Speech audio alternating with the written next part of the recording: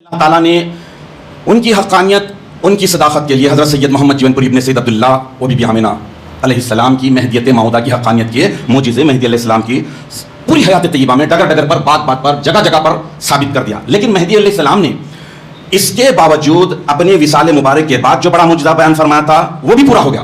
لیکن یہ جو معجزہ ہے تاریخ اسلام نہیں، تاریخ انسانیت کا، اللہ کے خلیفوں میں یہ ممتاز خلیفہ ہے جس کی مہدیت معودہ کی حقانیت کے ثبوت میں پیش آنے والا وہ واقعہ جو من نون ایز اٹ از، جیسا مہدی علیہ السلام وٹ ٹو وٹ، لفظ بہ لفظ جسے کہتے ہیں، وہ پورا پیش آیا. تو وہ ہستی کے مہدیت معودہ کی حقانیت کی آپ نے جو بیان فرمائی اپنی حیات میں نہیں، حیات کے فوری بعد نہیں بلکہ برسوں کے بعد، قریب 21 برس کے 22 برس کے طویل عرصے کے بعد یہ واقعہ ہونے والا ہے. اور مہدی علیہ السلام جو فرمائے من نون ویسے ہی ہوا. مہدی علیہ السلام ارشاد فرمایا تھے کہ بھائی سید خرمیر، بندے کی چوتھی صفت، چونکہ بندہ اللہ کا خلیفہ ہے، آگ جلا نہیں سکتی، پانی ڈبو نہیں سکتا اور تلوار کاٹ نہیں سکتی، لہذا چوتھی صفت کا بدل، ریپلیسمنٹ اللہ نے تم کو بنایا ہے. تو میں جو کہہ رہا ہوں اللہ کے حکم سے کہہ رہا ہوں. مہدی علیہ السلام جو فرمائے اللہ کے حکم سے فرمائے، اللہ کے حکم سے فرمائے. 517 سال پہلے یہ چیز ڈیسائیڈ ہو گئی، اس میں 22 سال بھی شامل کر لیجئے 517 میں.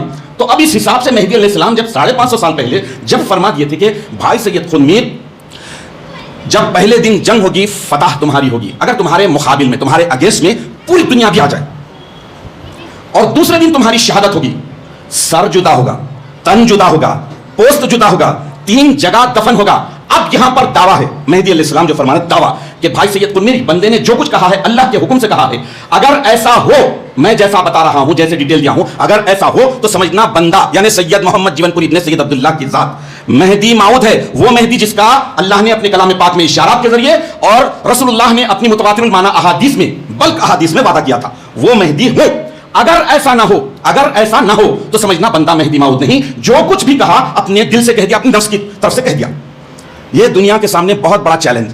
اللہ کا یہ فضل ہے، کرم ہے کہ اتنے بڑے معجزے کو اللہ تعالیٰ نے سن 930 ہجری میں 12 شوال المکرم کو پہلے دن یوم الفتح کے طور پر، فتح کا دن، کامیابی کا دن، ڈے آف وکٹری کے طور پر ثابت کر دیا. پھر 2 دن کے بعد مہدی علیہ السلام جو فرمائے تھے بالکل پہلے دن فتح ہوگی، تمہارے مد مقابل دنیا بھر کی فوج آ جائے، ویسے ہی ہوا. ادھر نہت فقراء 40 کو تو خواتین کی بیویوں کی حفاظت کے لیے رکھ دیا گیا تھا، جن کو شہید کر دیا گیا، آج جن کا بہرا لے رہے ہیں، جن کے حسب نسب کے اکثر واقف بھی نہیں ہیں، وہ ہستیاں شہادت مخصوصہ کا حصہ بنے. اور ان کا نام کون دیے ہیں، نامینیٹ کون کیے ہیں.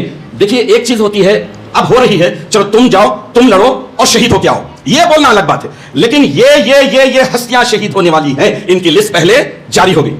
کتنا بڑا معجزہ ہے. اللہ کے خلیفے کا معجزہ اپنی جگہ، اللہ کے خلیفے کے